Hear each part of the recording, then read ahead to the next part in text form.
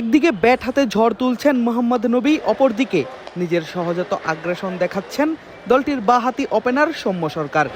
একজনের দায়িত্ব দলকে শুরুতেই ভালো স্কোর এনে দেয়া, কাজে লাগানো পাওয়ার প্লের সুবিধা, আরেকজন পালন করবেন ফিনিশিংয়ের দায়িত্বটা। বোঝাই যাচ্ছে নোয়াখালী এক্সপ্রেস দল এখন কতখানি ব্যালেন্সড। গতকাল রাতেই লম্বা পথ পাড়ি দিয়ে সিলেট এসেছেন আফগান তারকা অলরাউন্ডার মোহাম্মদ নবী। প্রথম 3 ম্যাচের 3টিতেই হেরে নোয়াখালী এক্সপ্রেস তাকে উড়িয়ে আনে দলের শক্তিমত্তা বাড়াতে। আর এসে নবীও বলেছিলেন জেতাতে চান দলকে। আর রাতে এসেই সকাল সকাল এই অলরাউন্ডার হাজির সিলেট আন্তর্জাতিক ক্রিকেট স্টেডিয়ামের আউটার ফিল্ডে নোয়াখালী এক্সপ্রেসের অনুশীলনে। পেট জুড়া পায়ে চাপিয়ে হয়েছেন পুরোপুরি প্রস্তুত। দেখা গেল বাবা ব্যাটিংয়ে নামার আগের ছেলে হাসান ইসাখিল নিজেই নিয়ে আসেন হেলমেটের বক্স। নতুন হেলমেট মাথায় চাপাতে সাহায্য করেন বাবাকে। মোহাম্মদ নবী আজই দলের সঙ্গে অনুশীলনে যোগ দিলেও ইসাখিল আছেন বিপিএল এর সেই শুরু থেকেই। ডাগআউটে বসেই দেখেছেন দলের টানা 3 হার। তার বাবার অপেক্ষাতেই যে নোয়াখালীর ভক্তরা সেটা জানেন ছেলে নিজেও, তাই যেন নিজেই সাজিয়ে দিচ্ছেন বাবাকে, করছেন ম্যাচের আগে প্রস্তুত।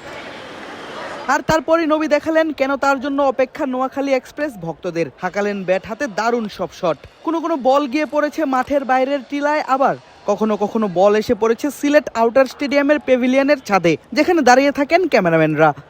বুঝাই যাচ্ছে হতাশ নোয়াখালী ভক্তদের জন্য যেন আশার আলো হয়েই এসেছেন এই আফগান অলরাউন্ডার। সব ঠিক থাকলে নোয়াখালী এক্সপ্রেসের অধিনায়কের আর্মব্যান্ডটাও হাতে পড়তে পারেন মোহাম্মদ নবী। অন্তত অনুশীলনের পর দলটির পেসার মেহেদী হাসান রানার মুখে শোনা গেল সেই সম্ভাবনাই। এটা আসলে আমি এখনো জানি না, হয়তোবা ম্যানেজমেন্ট আজকের মধ্যে হয়তোবা ডিসিশন নিতে পারে, হয়তোবা নবী হওয়ার চান্স বেশি ক্যাপ্টেন্সি।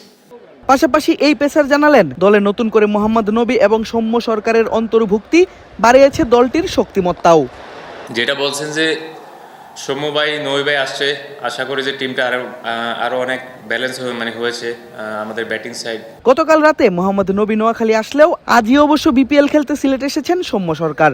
আর সকাল সকাল সিলেট নেমেই বেলা 11টায় এই বাঁহাতি ওপেনার হাজির ব্যাট হাতে নিজের অনুশীলনেও দেখালেন নিজের আগ্রাসী ব্যাটিংটাই। সৌম্য সরকারের দলে যোগ দেওয়ার অপেক্ষাতেই ছিলেন এক্সপ্রেস ভক্তরা। অনেকের মতে প্রথম 3 ম্যাচে এই বাঁহাতি ওপেনারের দলে না থাকাটাই ছিল নোয়াখালী এক্সপ্রেসের হারের কারণ। ব্যাট হাতে এমন দুর্দান্ত প্রস্তুতি নিয়ে যেন এই ব্যাটার জানান দিলেন এসে গেছেন মুশকিল আহসান হয়ে, দলকে এনে দিবেন সেই কাঙ্ক্ষিত জয়টা। আগামী 5ই জানুয়ারি সিলেট টাইটান্সের বিপক্ষে মাঠে নামবে নোয়াখালী এক্সপ্রেস। আপাতত সবার চোখ সেই ম্যাচের দিকেই। আদিব আশরাফ, ক্রিক ফ্রেন্জি।